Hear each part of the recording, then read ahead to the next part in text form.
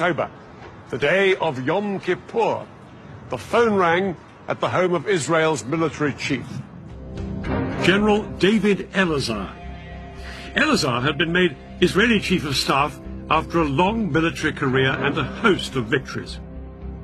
The call from Israeli military intelligence informed him that both Egypt and Syria would launch an attack in hours.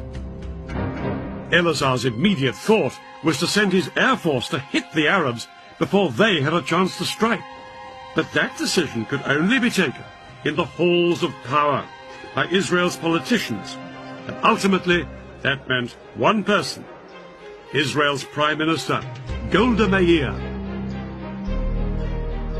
This 75-year-old was seen as the Iron Lady of Israeli politics, but she said no to airstrikes.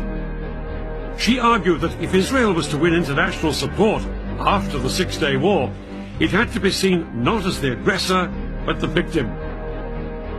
Elazar was appalled at his leader's reaction. He was only given permission to mobilize a fraction of the reservists he needed, and yet, within a few hours, his country would face invasion on two fronts. Egypt and Syria were poised to launch their attack.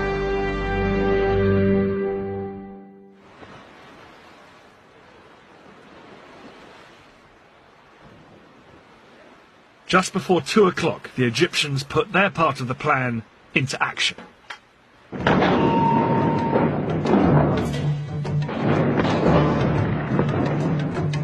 Their assault across the canal on the forts of the Bar-Lev line was such a momentous event in Egyptian history, it was later restaged for the cameras.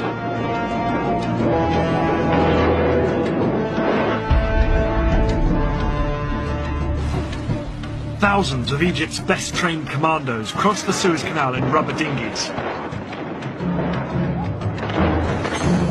They landed on the east bank in the gaps between the forts of the Bar-Lev line.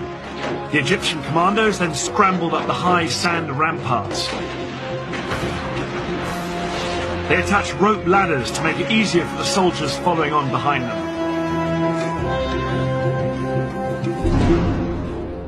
Behind this first wave were 100,000 Egyptian infantry and more than 1,000 tanks waiting to cross the canal. But the biggest obstacle to them were the giant sand ramparts on the Israeli side. These were as much as 60 feet in height. It was impossible for the Egyptian tanks and heavy artillery to climb up and over them. The Egyptians experimented with using dynamite to blow holes in them, but this was found to take far too long. But then one junior engineer officer had a flash of genius. He suggested using high-pressure hoses to blast the ramparts with water from the canal.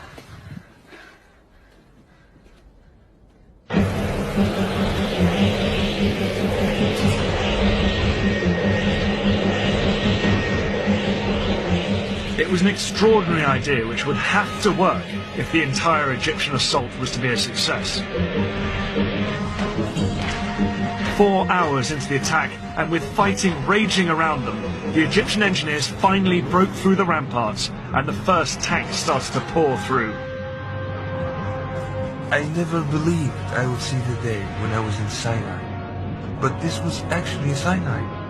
I looked back at the West Bank and all the green on the other side, and to the east, all I could see is desert. It was good feeling. The eastern bank of the canal now became a battlefield. The Israelis manning the forts sprayed machine gun fire at their Egyptian attackers to try and stem the tide. But within 2 hours, 23,000 of Egypt's infantry were on the east bank, and had advanced up to 1 mile into Sinai.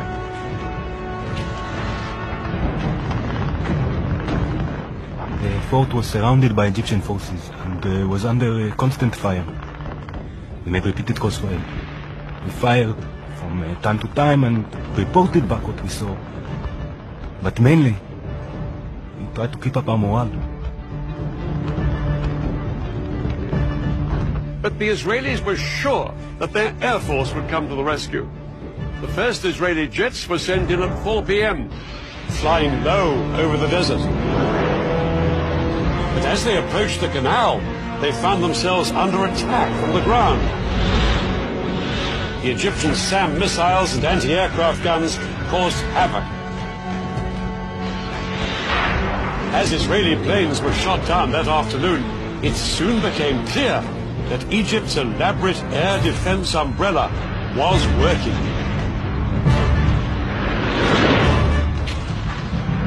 Israel's single greatest weapon, its air force, was virtually powerless to hold back the Egyptian onslaught. The most immediate hope for the Israelis surrounded in the forts were Israeli tanks stationed just a few miles away.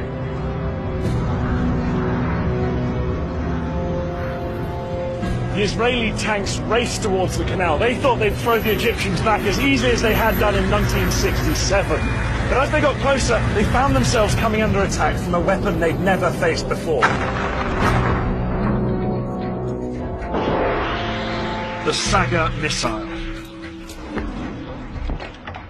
This Soviet-made weapon was specifically designed to punch through the thick metal armor of tanks.